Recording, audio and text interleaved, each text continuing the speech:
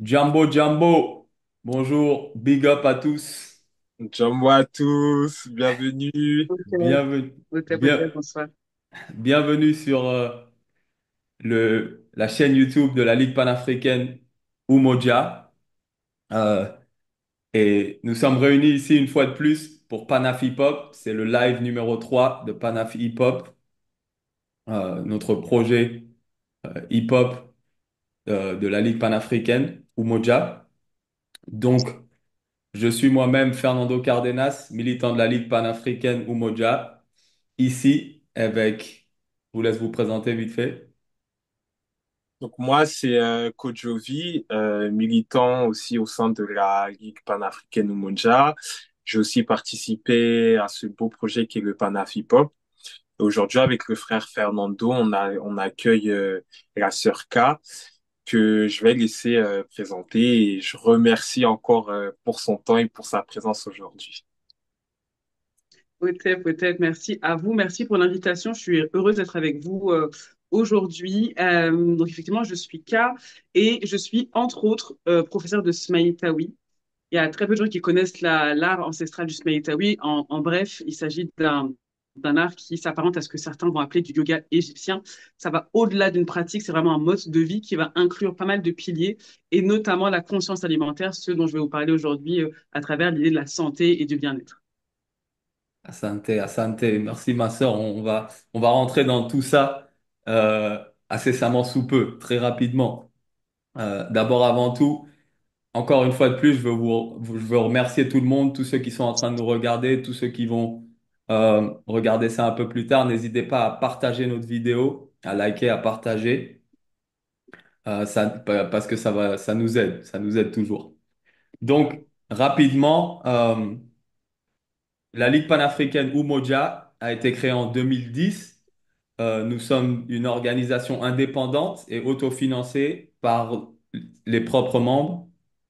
Euh, et notre objectif est la création et le développement des États d'Afrique et la renaissance africaine. Donc, aujourd'hui, comme je vous ai dit, c'est le live numéro 3 de Panaf Hip Hop. Et nous allons rentrer directement dans le sujet. Euh, numéro 3 est dédié à la santé et bien-être. Santé et bien-être, c'est actuellement le 10e élément, officiellement le 10e élément de la culture hip-hop. On va rentrer dans tout ça, dans comment, pourquoi, mais d'abord, je veux parler un tout petit peu des racines de santé et bien-être. Comment santé et bien-être fait partie du hip-hop, parce que beaucoup de personnes vont entendre hip-hop, santé, bien-être, et ils vont rien comprendre. Donc voilà. En fait, si la santé et le bien-être a toujours fait partie de la culture hip-hop d'une certaine manière, non? Euh, Quand on parle de hip-hop, nous, Panaf Hip-Hop, on parle d'une culture révolutionnaire, une culture panafricaine, une culture qui est née, euh, qui a été créée par les enfants de la diaspora africaine à New York dans les années 70. Et donc, c'est une culture de résistance. Et donc, notre santé a toujours été très important par rapport à ça. On peut pas résister, on peut pas faire une révolution, etc. si on est en mauvaise santé, si on est détruit. Donc voilà, ça c'est la clé, la première clé. Par rapport directement lié au hip-hop, on a toujours eu si je peux revenir sur, par exemple, KRS-One, qui dans les années 80 ou 90 avait une chanson qui s'appelait Beef, où il parlait de la viande. Il parlait de comment les vaches que les personnes mangeaient étaient injectées avec des antibiotiques, etc. Et il parlait de comment, en mangeant de la viande rouge, on prenait aussi tout le stress de ces animaux qui étaient maltraités et qui étaient tués. Donc ça, c'était déjà depuis le très début. On a eu des personnes et on a toujours dans le hip-hop comme Erykah Badu, ceux qui connaissent. Erykah Badu a toujours fait partie de la culture hip-hop à 100% dans la santé holistique. On a eu des personnes comme Dead Prez, révolutionnaires qui prenaient le bien-être aussi, l'alimentation végétalienne. On a eu des personnes qui connaissent même un groupe comme le Wu-Tang Clan. Le Wu-Tang Clan, au moins la moitié des membres sont véganes, que ce soit RZA, Jiza, Mastakila, tous ces gars-là. C'est des frères qui sont dans tout ça, dans tout ce qui est le bien-être. Aujourd'hui, on a même des personnes comme Styles P, etc. Donc voilà, ça a toujours fait partie de la culture hip-hop, santé et bien-être. Et pour rentrer directement dans le dixième élément, le dixième élément a été créé en 2015. Il a été inséré officiellement en tant qu'élément du hip-hop en 2015. Donc ça a été fait d'abord avec une organisation qui s'appelle Hip Hop is Green aux États-Unis. Ils ont eu l'initiative de se réunir à New York, à Harlem, avec certains des piliers de la culture hip-hop et d'introduire l'élément officiellement dans la culture. Donc ça s'est fait pour la première fois, comme je vous dis, en 2015. Excusez-moi, c'était 2016. En 2016, ça a été fait officiellement à New York. En 2019, euh, moi, j'ai eu la chance de introduire cet élément à Cuba avec mon groupe de hip-hop 340 MS et avec une organisation qui s'appelle Regla Soul à La Havane, à Cuba, qui est dans l'agriculture centrée sur les Afro-Cubains à Cuba et on a introduit l'élément de santé et bien-être à Cuba en 2019 et bah, dernièrement en France en 2023 avec Panaf Hip Hop.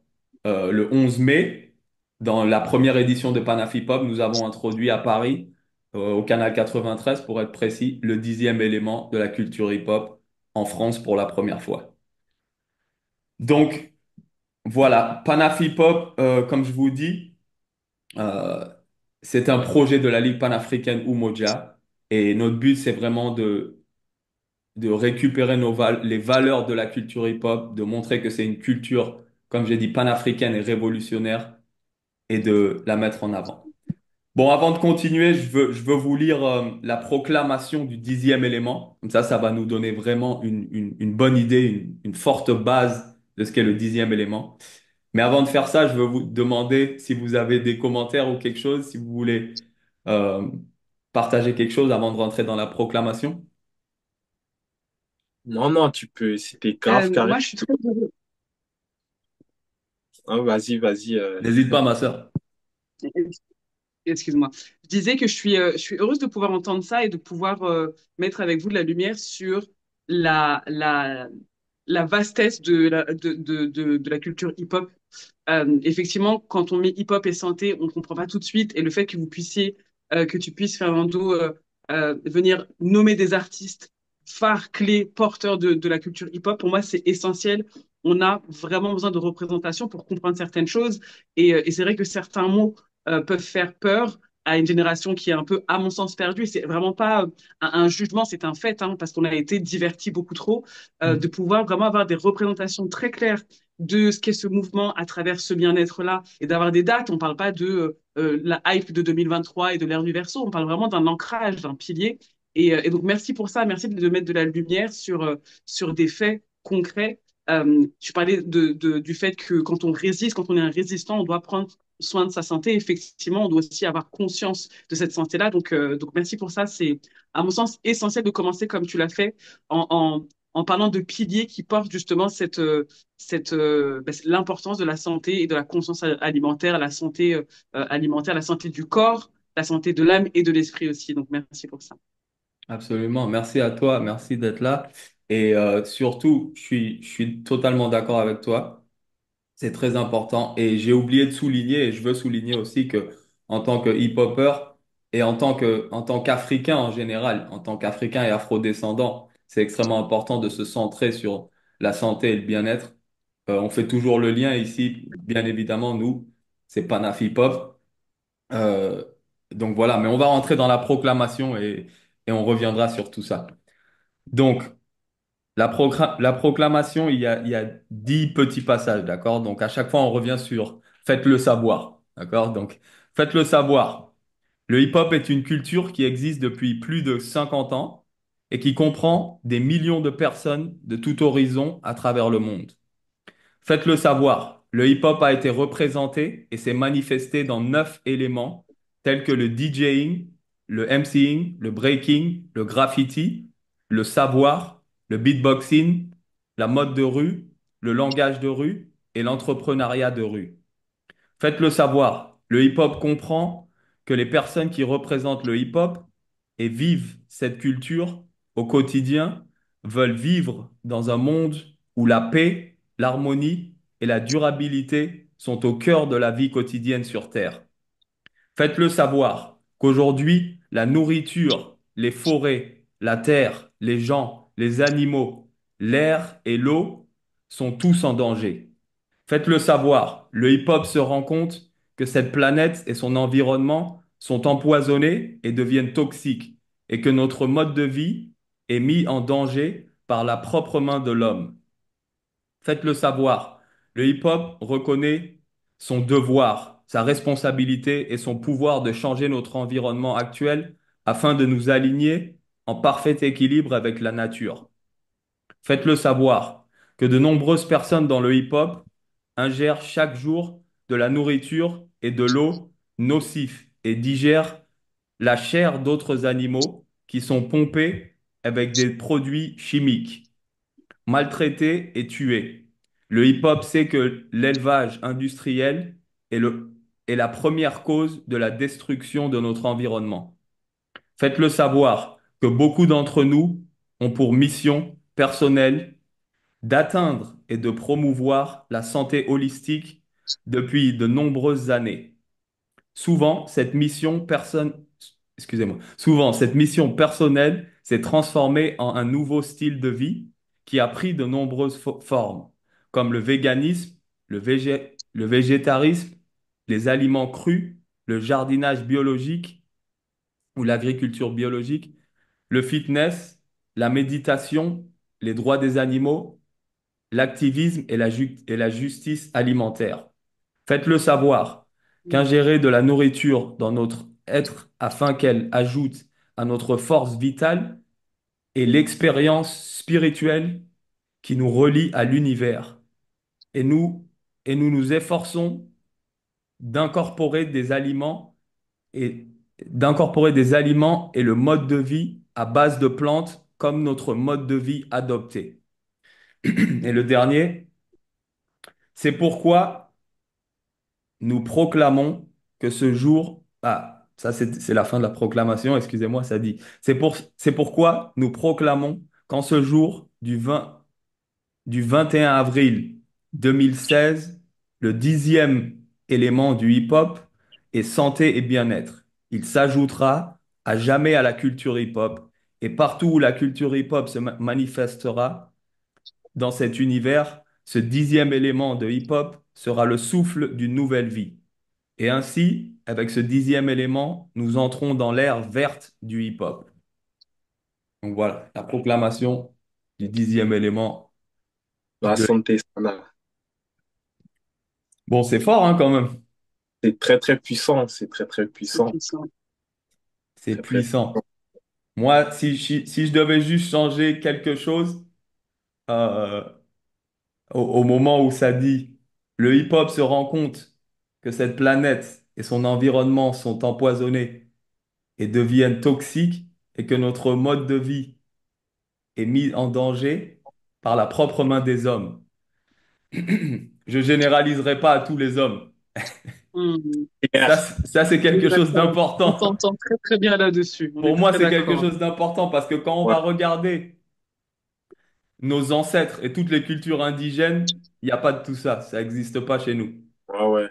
Donc, Surtout, faut être clair avec ça. Tout cet empoisonnement, tout ça, ça vient d'une culture occidentale euh, qui est en train de détruire le monde depuis il y a trop longtemps. mm. Donc voilà, Hmm. il y a ça. Mais sinon, Complètement. je trouve que c'est vraiment très important et très intéressant. Euh, ouais, hein. Qu'est-ce que vous en pensez? Et, bon, moi, je prends la suite un petit peu sur le fait que le 10e élément, il repose sur 6 piliers. Mhm, Repose sur 6 piliers qui sont l'alimentation et le bien-être, comme tu l'as dit. Il y a l'agriculture biologique, la sobriété mentale, le fitness, le militantisme pour le droit des animaux, qui est aussi très important, mhm, et la justice alimentaire et gouvernement et environnementale, pardon, comme tu l'as si bien dit. Donc, La première partie du live portera aussi sur expliquer quels sont les piliers en détail et pourquoi ces piliers sont importants et qu'est-ce que ça implique parce que le cadre de ce live, il s'inscrit vraiment dans un mouvement panafricain, donc un Hmm. mouvement qui est aussi bien centré sur l'Afrique, mais qui est aussi anticolonial et anticapitaliste. Donc il y a vraiment une dimension, le bien-être, en fait, même si ça, on fait pas toujours le lien, c'est une vraie portée politique parce que ce qu'on consomme, même si ça finit dans notre assiette, avant que ça finisse dans l'assiette, il y a tout un système de production qui est derrière, quoi. Merci de le dire. C'est Hmm. important, je trouve, tu vois.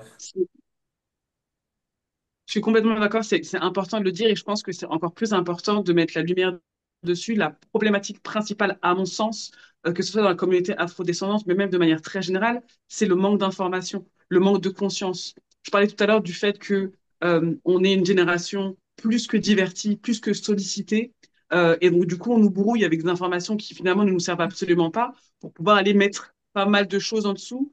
Là, l'idée, à mon sens, de ce que l'on fait, c'est vraiment un travail de lumière et de pouvoir rééduquer. Si la moitié des personnes avaient conscience de ce qu'elles avaient réellement dans leurs assiettes et de ce par quoi était passée la viande qu'elles mangeaient, elles ne la mangeraient pas. De la même manière que si je viens et que je donne un verre rempli de produits chimiques, personne ne boira.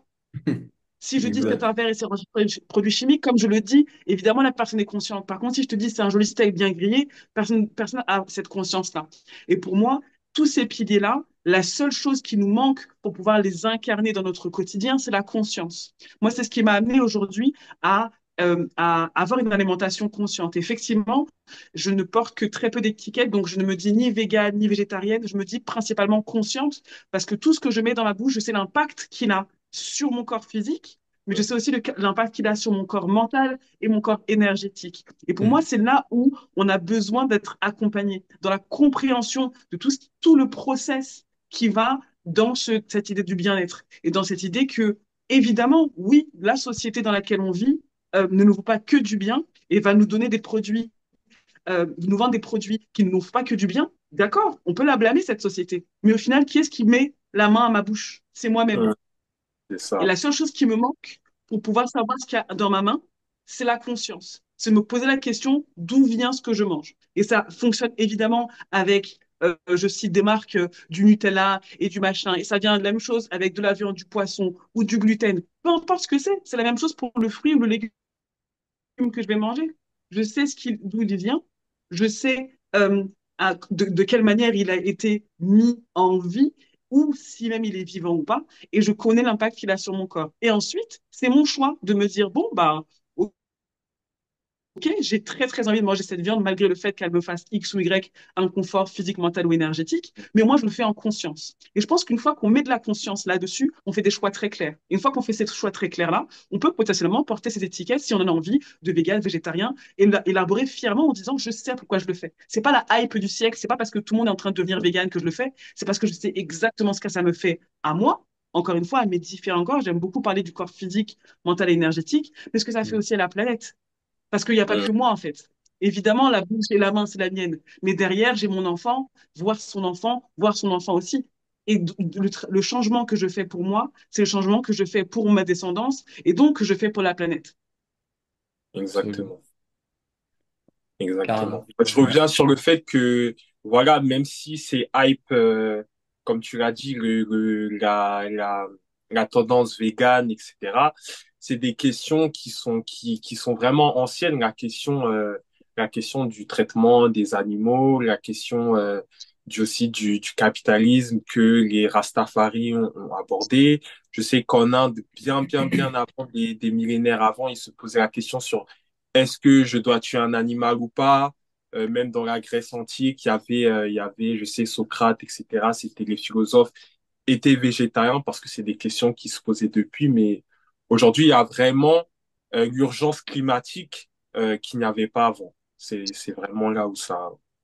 Absolument. Pour rebondir vite fait sur vous deux, sur ce que disait K, justement, c'est le lien qu'on doit faire à mon avis, c'est exactement ça le lien, c'est que ma santé est liée au bien-être de la planète. Et le bien-être de la planète est lié à ma santé. Par exemple, comme tu disais aujourd'hui, Kojo, ce qui se passe, il y a du microplastique partout maintenant. Il y a du microplastique dans l'air, il y a du microplastique dans l'eau. Donc, qu'est-ce qui se passe? C'est que ma santé peut être que limitée. Si je Mm. fais pas attention à la planète, on dépend de la planète, on fait partie de la nature, c'est ça le problème. C'est Aujourd'hui, ça. dans notre société, on nous a un peu déconnectés de la nature. On pense que la nature fait pas partie de nous. On pense qu'on est différent ou qu'on est supérieur à Mm. tout ce qu'est la nature.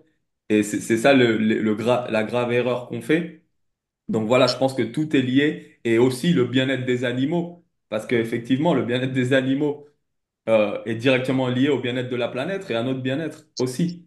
Donc Ouais. voilà, il y a toute cette connexion euh, et parfois on est détaché de ça, on est détaché de Mm. tout ça. Et donc je pense que c'est important de faire la connexion. Euh, mais ouais, passons aux 6 piliers. On élabore un peu sur les piliers si tu veux bien, Kojo. Ok, ben moi je vais commencer avec le pilier de l'alimentation végétale Mhm. qui vise à promouvoir des recettes végétales à base de plantes pour notre santé, mais aussi pour le bien-être de la planète, comme on le dit.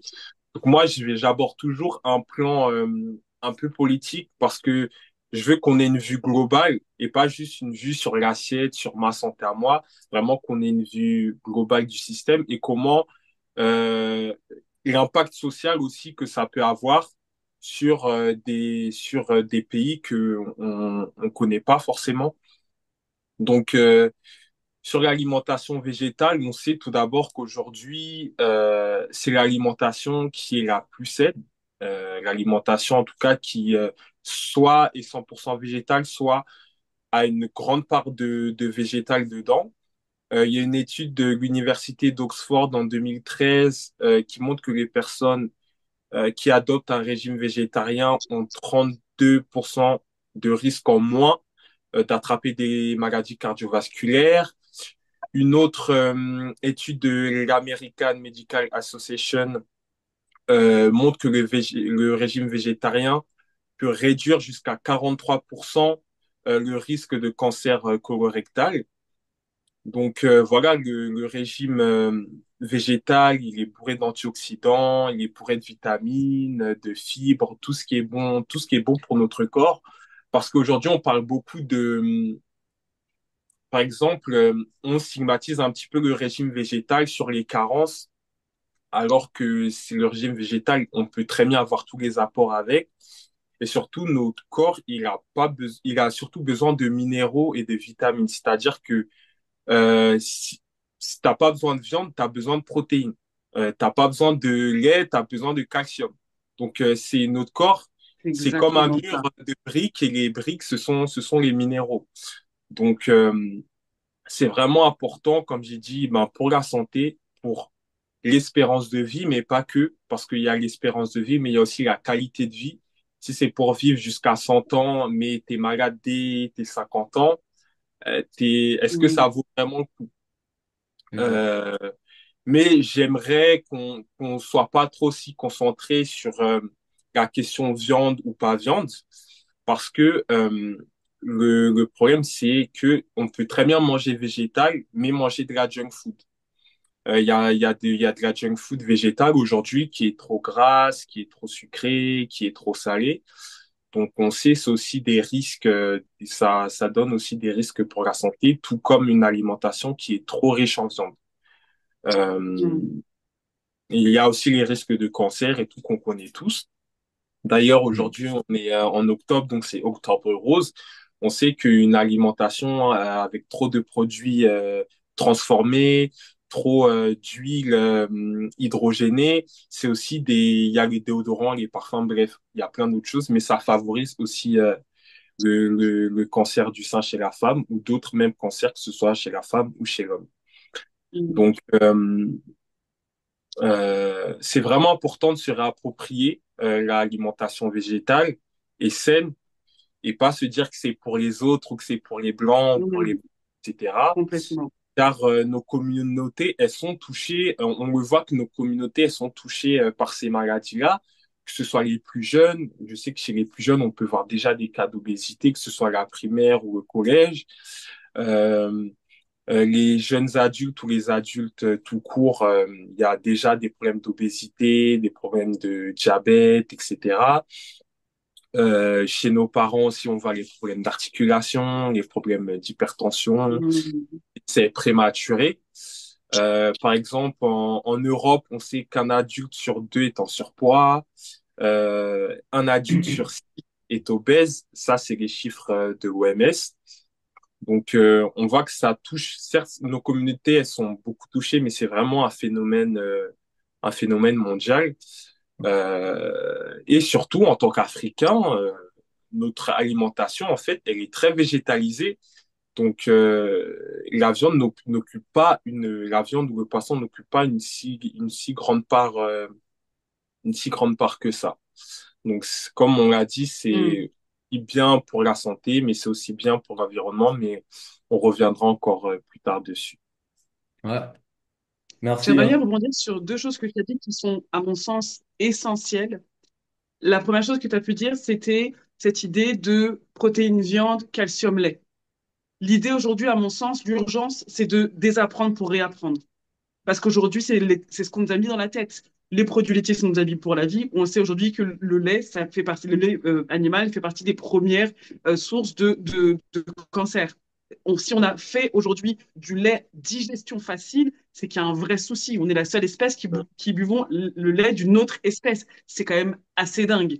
Et Ouais, au-delà ouais, de ça, l'idée, c'est vraiment de comprendre que nous, on nous a dit le calcium, c'est dans le lait. Est-ce que les gens savent qu'il y a plus de calcium dans les brocolis, dans les épinards? Non, mais parce qu'on ne nous l'a pas appris. Donc l'idée, c'est qu'il ne faut pas attendre que tout nous tombe sur un joli plateau. On sait très bien, on ne va pas rentrer dans le débat de ce que nous donne l'éducation nationale, ce n'est pas l'idée, mais on est quand même conscient de ce qu'on nous y apprend et qu'il n'y a pas tout. Donc des fois, il faut aussi aller chercher de nous-mêmes pour Mm. essayer de comprendre les besoins du corps. Et des besoins du corps, on saura qu'effectivement, on peut s'en sortir sans aller forcément aller chercher dans les produits animaux. Et ça, pour moi, c'est essentiel quand tu vas parler de protéines, de calcium. C'est là où on se rend compte qu'on oublie, on a l'impression que voilà, c'est un et il n'y a rien d'autre. Ouais, ouais. La deuxième chose que tu as pu dire, c'est sur l'alimentation. Euh, euh, euh, sur l'alimentation afrodescendante et sur le fait que l'espèce de cliché, l'Africain, le poulet, il y a un moment où, ça y est, faut sortir de ce cadre-là. Il faut aller un peu plus loin aujourd'hui, il faut aller un peu dans nos racines. Comment était mangée la viande par nos ancêtres? C'était des rituels, c'était des sacrifices. Et pourquoi on a cette idée que l'Africain mange beaucoup de viande? Quand on fait un rituel ou un sacrifice pour un mariage, un décès, une intronisation, peu importe, il va y avoir un nombre d'animaux à sacrifier. Ces animaux-là ont été à sacrifier ne peuvent pas être jetés à la poubelle. Ce qui fait qu'une fois que le sacrifice est fait, cette viande est donc partagée en offrande et doit être mangée. À l'époque, nos ancêtres, ils n'ont pas de micro-ondes, ils n'ont pas de frigo, ils n'ont pas de congèle. Donc oui, à la fin d'un rituel, peut-être que pendant 2 semaines, une semaine, 3 jours, on ne fait que ça. Mais c'est parce qu'on doit honorer cette viande et qu'on ne peut pas se permettre de la jeter. Et c'est pour ça que pendant ces jours-là, il va y avoir une très grosse concentration de consommation de viande. Mais c'est pour honorer. Aujourd'hui, on a des congèles, on a des frigos. On n'a pas besoin de manger de la viande tous les jours. On Je va au demande pas, moi personnellement, je supermarché. demande pas aux gens de manger plus de viande. Exactement. Je ne demande pas aux gens de manger plus de viande, je leur demande, mettez de la conscience sur ce que vous mangez. D'où vient votre viande? Par qui elle a été tuée? Est-ce que vous ne savez pas à quel point elle est injectée d'eau, de colorants, Mm. plastifiée? Il y a un moment où si on se pose des bonnes questions, on réajuste un petit peu et on se dit, ouais, j'avoue que j'ai pas besoin de manger de la viande matin, midi, soir. Parce qu'on n'est pas sur une phase de rituel et parce que j'ai une possibilité de consommer autrement. Je peux le faire. J'ai la possibilité d'agir autrement. Donc, avoir cette espèce de cliché, l'Africain mange de la viande, non. Ouais, ouais. L'Africain sacrifie, et quand il sacrifie, il rentre dans une phase de rituel, et ce rituel-là a un sens, et il prend en considération sa santé physique et mentale. Et l'Africain, nos ancêtres, passe par des phases de purge, de nettoyage, qui fait que, ben Exactement. oui, il n'y a pas le même impact sur notre alimentation. Et donc, du coup, c'est pour moi important de vraiment remettre un petit peu les pendules à l'heure et de ressortir du cliché et de se rendre compte que nos ancêtres ne mangeaient pas comme ça. Mm. Exactement. Exactement. Merci pour ça. Ok, on passe au prochain pilier qui va être rapidement, hein, c'est agriculture organique. D'accord? Donc, ce qu'il faut comprendre, c'est euh, J'arrive. par rapport au 10e élément. c'est vraiment qu'on encourage vraiment le fait de planter et cultiver notre propre nourriture le plus possible. C'est-à-dire nous apprendre à mettre les mains dans la terre, nous apprendre à être Mm, connectés avec réellement avec ce qu'on mange, avec ce qui va nous nourrir. C'est-à-dire que, pareil, on revient à nos ancêtres aussi. Nos ancêtres, ils étaient vraiment connectés avec la terre, ils étaient connectés avec ce qu'ils mangeaient. Euh, il y avait un respect par rapport à la vie, par rapport aux aliments, par rapport à tout ça qu'on a perdu. Donc, non seulement il y a cet aspect de quand tu plantes ta nourriture, et aussi, il faut comprendre que, parce que la plupart des personnes aujourd'hui, il faut le dire, moi-même, on habite dans un appartement, on habite en ville, on habite, donc voilà, on se dit non, c'est mort. Alors que pas du tout. On peut toujours trouver des moyens de planter quelques petits trucs. On peut avoir des bacs, on peut sortir un truc sur le balcon, on peut avoir un truc dans la cuisine, et on fait ce qu'on peut. Ou sinon, on a un jardin mm, collectif en bas, on fait des choses, mais on fait ce qu'on peut.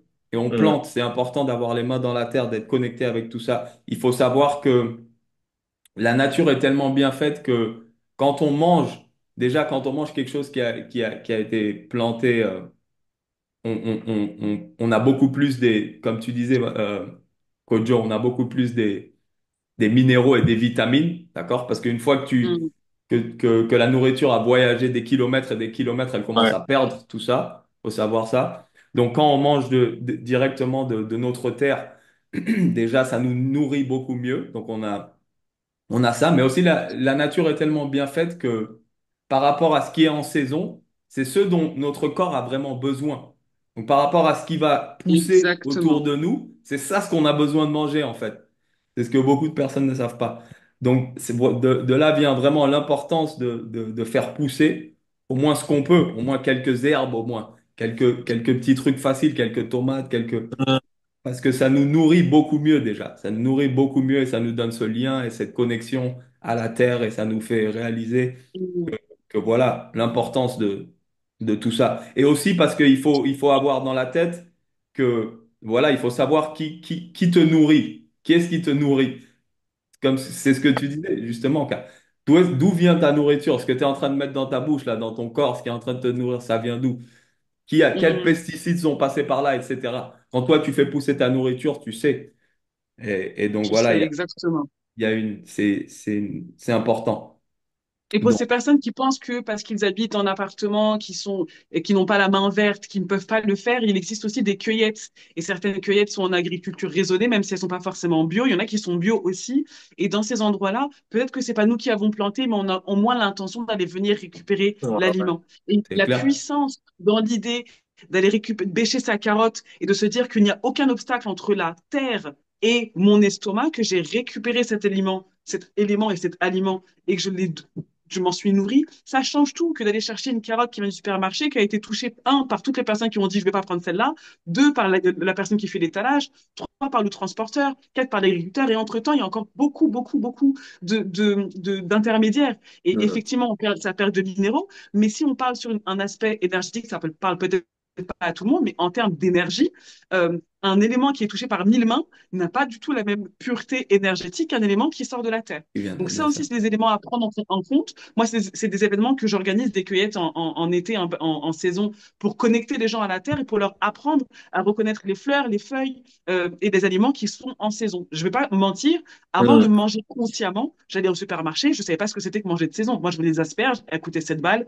En hiver, je les achetais quand même, ça existait. Je n'avais pas Mm. conscience qu'en fait, ça me coûte 7 balles parce qu'elle a pris l'avion, potentiellement Ouais, plus que moi. L'idée, c'est aussi de remettre ça aussi en considération. Il y ouais. a un vrai impact écologique dans ce qu'on mange. Et oui, on aime incroyablement les avocats, mais il y a un moment, il faut aussi prendre conscience que l'avocat a peut-être au prix d'avion plus que toi-même. Donc, il y a un moment, il faut aussi mettre de la... C'est ça la conscience alimentaire. C'est qu'est-ce que ça fait à mon corps, qu'est-ce que ça fait à la planète aussi. Mm. Exactement. Absolument. On, Moi, on- j'ajoute un petit truc sur. J'avais vu que, comme tu dis, la nature est bien faite et qu'en fait, quand on avait les mains dans la terre, du coup, on était en lien avec des microbes qui nous donnaient du bien-être, etc., qui activaient tout le système hormonal du bien-être dedans. Et un deuxième point sur le fait de pratiquer l'agriculture. pour moi, il y a un vrai côté aussi spirituel, mais aussi un côté d'apprentissage parce que, en fait, le monde végétal, c'est Mhm. la matrice de la nature et de l'univers. Donc, là où il y a certaines spiritualités je pense, toutes les spiritualités visent à apprendre, à enseigner. Certaines se basent sur des livres, mais je trouve que vraiment le fait de pratiquer l'agriculture, c'est aussi une forme d'apprentissage et de sagesse parce que c'est vraiment la matrice en fait. Pour moi, c'est vraiment, Hmm. t'es vraiment en lien avec des énergies suprêmes quoi. Tu vois, il y a aussi cette Ah, c'est dimension-là. clair. Mhm. C'est clair, c'est clair. On va essayer d'avancer un peu plus rapidement parce que le temps avance. Yes. Vas-y, Kodjo. Sur le prochain pilier. Donc, le prochain pilier qui est la sobriété et la santé mentale, euh, comme alternative à la consommation d'alcool et de drogue, à préciser. Donc, ce point-là, il va être un peu dense, parce que c'est quand même un sujet, la santé mentale, qui est très, très, très, très importante. Moi, je commence mon propos, il commence de Frantz Fanon, en fait.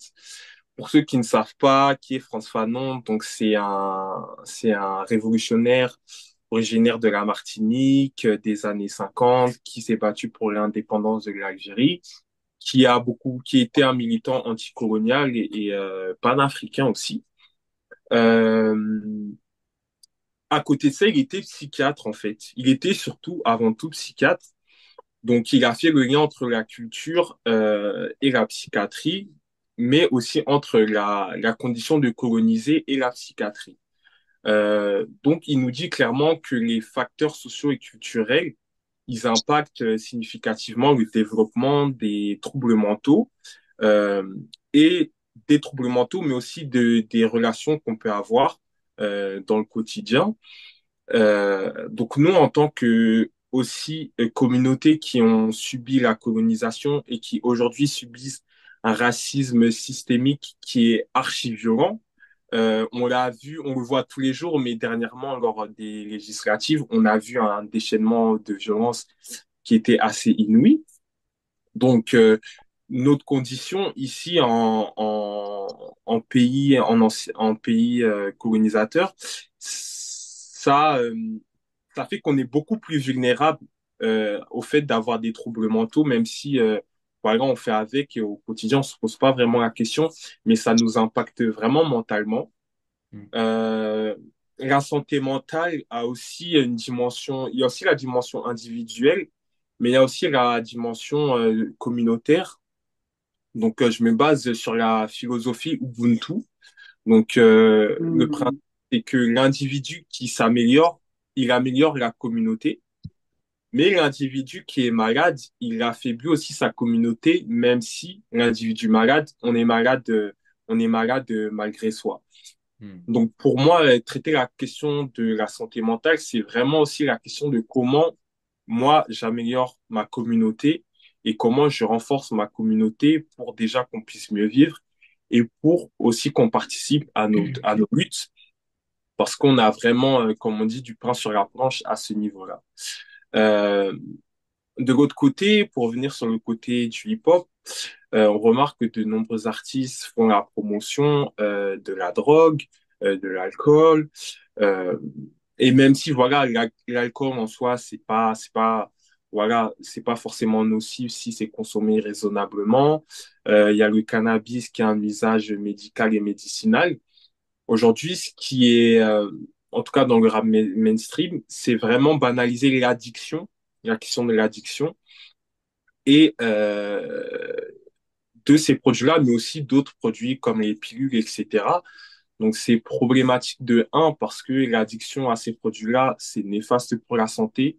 Ça, je ne l'apprends à personne. De deux, ça nous rend aussi inaptes. Tu parlais de divertissement, K.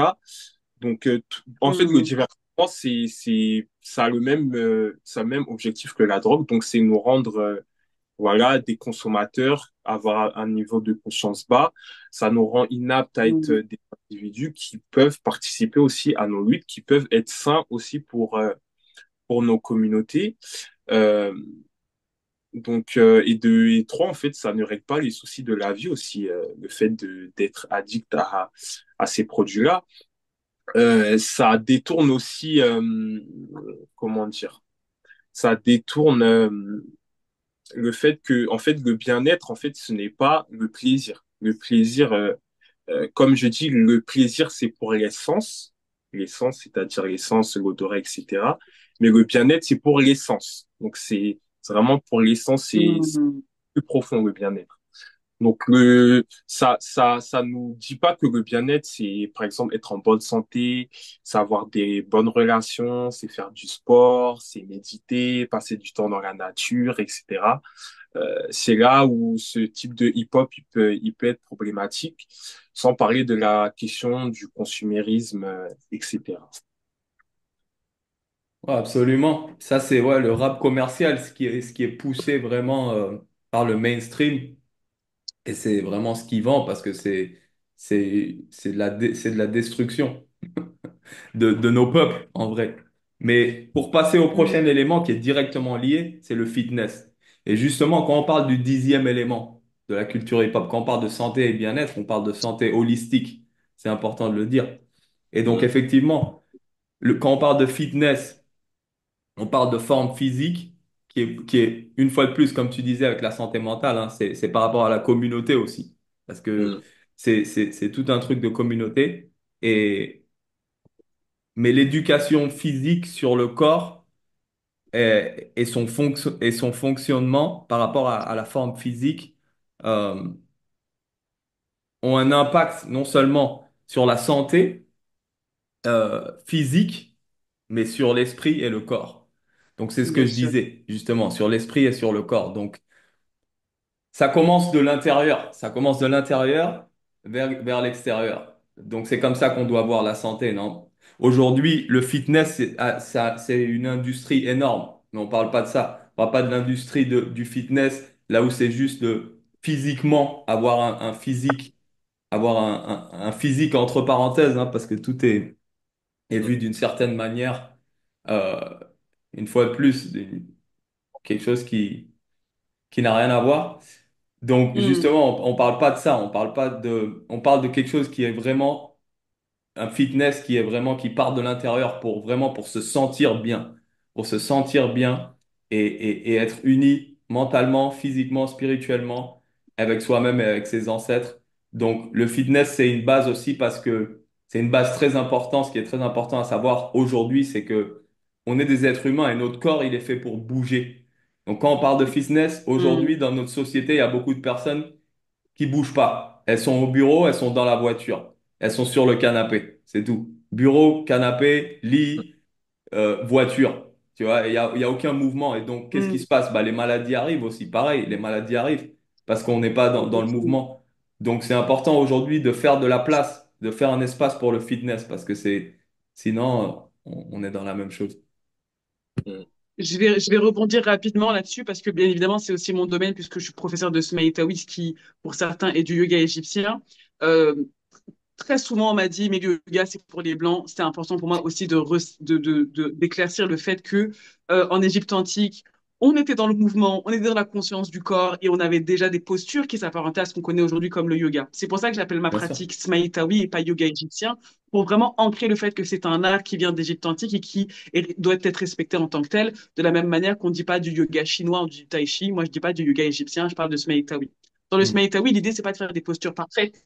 L'idée, c'est pas de savoir faire du grand écart. L'idée, c'est de connecter le corps, l'âme et l'esprit et d'aller faire circuler les énergies à mm, travers le mouvement et la respiration.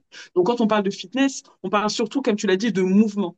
Pourquoi? Parce que tout est en mouvement et qu'une énergie qui stagne est une énergie qui nécrose et qui finit par venir entacher les muscles, les ligaments, les articulations et tout ce qui va avec. Donc pour moi, c'est vraiment important de mettre un accent là-dessus parce qu'on va me dire, mais moi, je ne fais pas de yoga, je ne suis pas souple. La souplesse du corps, c'est la souplesse de l'esprit. Regardez les enfants. Ils font des grands écarts, ils s'asseyent dans tous les sens. Ils ne se posent pas la question s'ils sont souples ou pas. Leur corps leur permet. Sauf que qu'est-ce qui s'est passé? C'est qu'à partir de 6 ans, on nous met assis devant un bureau et qu'on a des heures très précises pour pouvoir bouger le corps, sinon c'est assis. Et qu'est-ce qu'on connaît? Assis, debout, couché. Le corps, au bout d'un moment, évidemment, il est en PLS quand on lui demande plus. Donc, effectivement, les gens qui viennent à mes cours et qui juste mettent en terre, ils me disent, moi, je peux pas, ils sont tout comme ça. Mais c'est normal, c'est parce que ton corps a été formaté comme ça pendant trop longtemps. Ce que tu lui donnes aujourd'hui, c'est un peu plus de mouvement, un peu plus de conscience dans le fait que tes articulations ont besoin de travailler, toutes ces articulations ont besoin de travailler, que ton corps a besoin de d'être en expansion littéralement, d'aller vraiment chercher des mouvements très larges. Nous, on est vraiment, on nous apprend à être tout petit, à se faire discret. Tu vois, quelqu'un qui va bâiller la bouche grande ouverte va te dire, sois un peu discret. Non, c'est important d'aller venir littéralement étendre tout ce qui est dans notre corps qu'on a tendance à essayer de renfermer dans le vêtement, dans la case, dans la boîte, d'aller vraiment aller Mm. chercher de l'ouverture. Et donc, pour moi, c'est ultra important de rappeler qu'effectivement, le fitness, c'est pas aller pousser à la salle. Le fitness, c'est pas avoir un corps comme ça ou des muscles comme ça. Le fitness, c'est vraiment l'idée d'aller mettre du mouvement dans le corps, d'aller faire circuler. On est une société sédentaire et à l'époque, on faisait pas du fitness, on faisait pas du sport, on était agriculteurs, on allait construire des maisons et c'était ça notre sport du Voilà. quotidien. Aujourd'hui, les maisons, elles sont construites. Aujourd'hui, on va au supermarché pour faire nos courses. Donc, effectivement, on ne se baisse plus autant qu'avant. Donc, faire des squats, ben, c'est compliqué pour certains. Mais en fait, si on n'est pas capable d'aller chercher naturellement le mouvement, il faut aller le placer. Et donc, ouais, ça peut passer par une fois par semaine, aller faire un cours de Smeï Taoui avec moi, par exemple, ou même se réveiller le matin et s'étirer. Tout simplement, c'est ça le mouvement en fait. C'est pas forcément on va à la salle, on C'est s'impose une clair. discipline. Non, on met de la conscience dans le corps et on permet à ce corps d'aller se mouvoir aussi souvent qu'il le peut. On va dans les civilisations asiatiques, leur posture de base, c'est être accroupi. La moitié Mm. des gens sont incapables de se mettre exactement dans cette posture et pourtant, c'est une des meilleures postures pour la digestion, pour libérer les émotions qui vont se stocker dans les hanches. Donc, c'est vraiment important, à mon sens, de remettre un petit peu l'idée sur le fitness. C'est pas pousser à la salle, c'est pas faire des squats pour avoir un BBL ou peu importe. L'idée, c'est encore une fois de mettre de la conscience sur le fait que le corps, c'est le véhicule de l'âme. Et que pour Mm. que l'âme puisse être en expansion, il faut que le corps, le véhicule, soit et des révisions, soit en mouvement, puisse rouler, avoir des bonnes roues. Si on change des roues de la voiture, on doit aussi de temps en temps aller mettre un petit peu de conscience et de mouvement dans le corps. Donc, je voulais quand même préciser ça parce que on passe un petit peu comme ça en se disant le fitness, c'est pour ceux qui peuvent, le fitness, c'est pour tout le monde. Enfants, Absolument. adultes, quelle que soit la spiritualité, la culture, le Mm. mouvement, c'est pour tout le monde et c'est littéralement la vie en fait. Non, je suis 100% d'accord avec toi et tu sais ce que tu dis, c'est très important et j'aimerais qu'on continue cette conversation, vraiment qu'on prolonge un peu, peut-être une autre fois, mais vraiment parce que vraiment, ce qui rentre dans le fitness aussi, c'est comprendre que il y a un fitness pour tout le monde, pour chaque personne, et c'est pas forcément toujours la même chose. Comme tu disais, il y en a, ça va être faire du yoga, il y en a, ça va peut-être être courir. Il y en a qui vont pas aimer courir, il y en a qui vont kiffer courir, ils vont aller courir une fois de temps en temps et ça va leur faire du bien. Il y en a, ils vont préférer justement soulever des haltères, ça va leur faire du bien. Il y en a, ça va être du tai chi, mais il y a toujours quelque chose qui va nous inspirer et qui va nous faire du bien physiquement, mentalement et Mm. spirituellement. Mm. Bon, Exactement. Complètement. Bon, allons-y. Fernando, au niveau du temps, Ouais, on t'as avance un peu, mais temps? ce qu'on va faire en fait, c'est que finissons les piliers, Vas-y. et puis on va voir. Passe au prochain. Donc moi, c'est le pilier que je vais aborder. Bon, c'est le dernier que je vais aborder. Après, Fernando, tu auras un pilier. Et après, on passera aux questions de notre invité. Moi, le pilier que je vais aborder, c'est l'activisme pour le droit des animaux et la question de l'élevage industriel. Donc, encore une fois, moi, j'aborde la question d'un point de vue un peu panafricaniste. Et donc, repenser notre rapport à l'animal, il s'inscrit vraiment aussi dans une démarche anticoloniale et décoloniale, parce que quand on voit comment on traite les animaux, nous, sur le continent, et comment on voit comment les animaux sont traités en Occident ou en Europe, c'est pas du tout la même chose, surtout dans Rien les à élevages. voir. Ici, il y a les chats, les chiens, les lapins. Voilà, les animaux, il y a en gros, il y a les animaux domestiques, il y a les autres animaux. Donc, alors Mm. que vraiment, c'est vraiment, même s'il y a de l'élevage chez nous, la chèvre, elle se balade, tous les troupeaux se baladent vraiment dans la nature. Ils sont pas dans des hangars comme ça. Euh, Mais la référence historique que j'apporte, qui est vraiment révélatrice de ça, c'est le dodo. Je ne sais pas si vous connaissez, c'est un oiseau de l'île Maurice. Euh, En fait, en 1601, quand les colons hollandais arrivent à l'île Maurice, en fait, le dodo, faut savoir que c'est un animal qui ne vole pas parce qu'il n'avait pas de prédateurs sur l'île. Et en fait, quand ils vont arriver, les colons, ils vont tuer des dodos, ils vont tuer, au-delà du besoin de manger. C'est-à-dire, on est vraiment dans la tuer pour tuer, au point où le dodo a été exterminé. Donc aujourd'hui, c'est un oiseau qui n'existe plus. Donc ça met vraiment en lumière cette dimension, on qualifie ça de l'économie d'épuisement en fait, qui a aussi Mm. été vraiment forte dans dans la traite négrière et l'esclavage. C'est-à-dire que, par exemple, à Haïti, je, on me corrigera peut-être si je me trompe, mais je sais que l'espérance de vie des personnes en situation d'esclavage, c'était 4 5 ans. C'est-à-dire, vraiment, vraiment, voilà, c'était des humains jetables, en fait. La Ouais. notion d'être vivant jetable, c'est vraiment, ça naît en même temps que là. On sait qu'aujourd'hui, 80% des animaux consommés, c'est en élevage intensif. En France, par exemple, ça c'est une source gouvernementale qui nous montre que 90% des cochons, voire même plus de 90% des cochons sont élevés en élevage intensif. Pour ceux qui savent pas, l'élevage intensif, c'est un type d'élevage qui consiste à maximiser le rendement tout en minimisant les investissements. Donc, on est vraiment dans la logique capitaliste. Ça veut vraiment minimiser les coûts. C'est souvent associé à une forte densité. Donc, les animaux n'ont pas beaucoup d'espace. Ils ne vont pas voir la lumière du jour sur toute leur durée de vie. Hein. C'est-à-dire que tu as des animaux qui vont vivre et qui vont jamais voir la lumière du jour.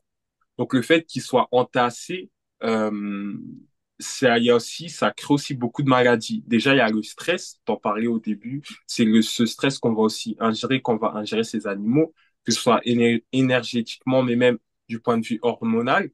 Il y a aussi tous les antibiotiques qu'on va donner à ces animaux-là, donc Mm. on va aussi ingérer, mais qui vont aussi polluer les eaux. C'est-à-dire qu'aujourd'hui, on retrouve beaucoup d'antibiotiques, de médicaments dans les eaux usées.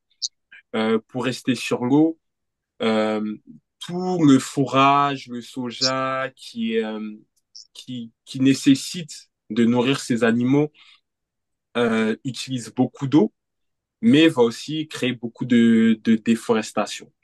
On sait que, par exemple, 70% des terres agricoles sont destinées à l'élevage du bétail.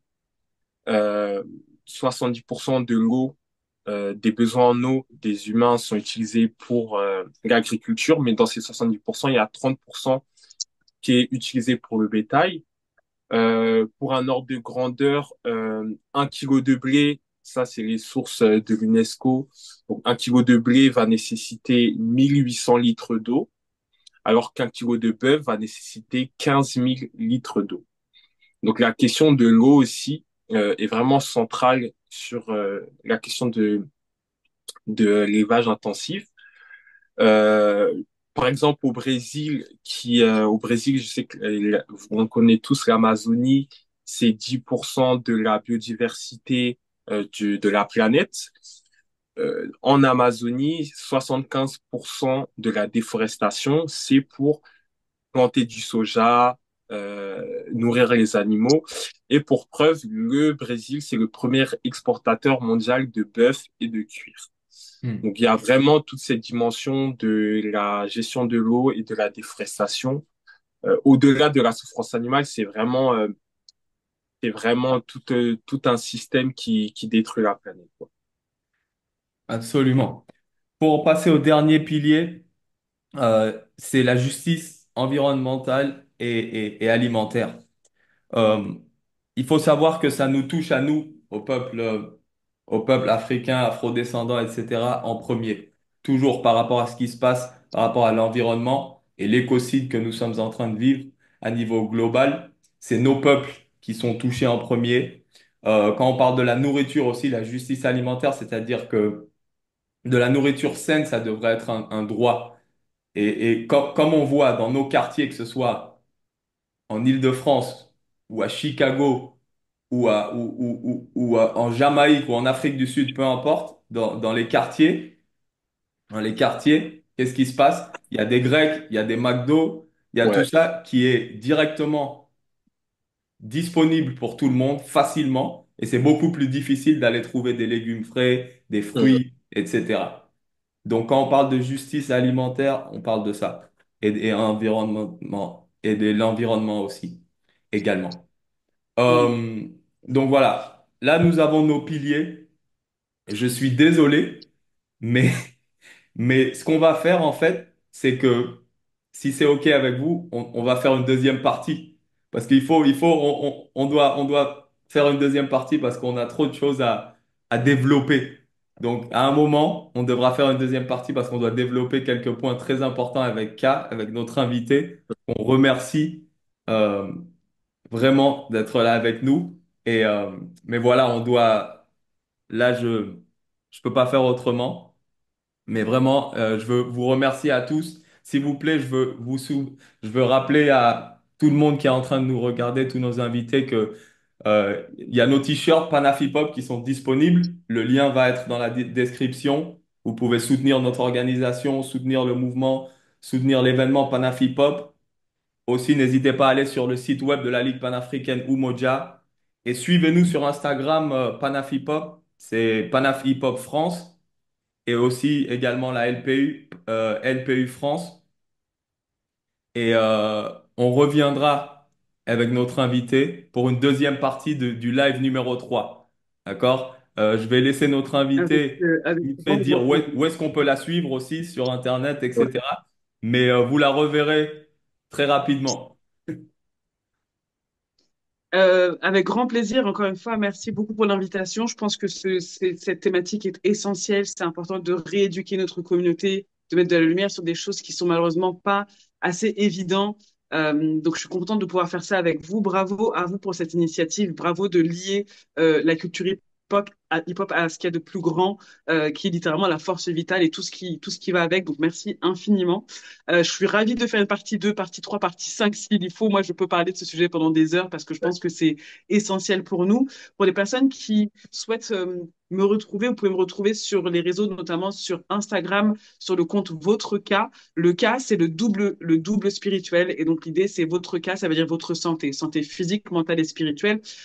Sur ce compte-là, je partage sur l'art ancestral du Smaïtaoui et vous pouvez retrouver toutes les informations concernant mes cours de Smaïtaoui. Je donne des cours toutes les semaines, je donne des cours collectifs, des cours en ligne, des cours privés à domicile également. Je fais des accompagnements sur l'alimentation consciente, justement. J'ai écrit un livre qui s'appelle Détox, Juicing et Force Vitale, qui est disponible aussi en version numérique, sur lequel je parle justement de cette conscience alimentaire. Et en achetant ce livre, vous pouvez faire partie d'une communauté qui s'appelle la communauté des dames détoxées, avec laquelle je fais des détox tous les trimestres, à chaque changement de saison, pour venir se nettoyer de l'énergie des saisons précédentes, pour se connecter aux nouvelles.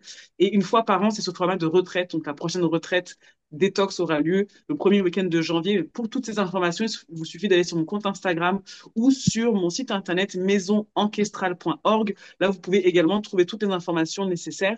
Et des personnes qui veulent en connaître un peu plus sur l'art du Smeïtawi, vous avez la possibilité de réserver un visio de 45 minutes gratuite pour que je puisse vous parler un peu plus de tout ça. En tout cas, merci à vous. Un, de l'invitation et de deux, aussi d'avoir mis de la lumière sur l'art du Smeïtawi qui est malheureusement encore très peu connu, encore plus au niveau de notre communauté. Donc, pouvoir parler de la connexion corps, âme et esprit, pour moi, c'est essentiel. Donc, je vous remercie beaucoup de pouvoir me donner cette chance-là de mettre ça en lumière.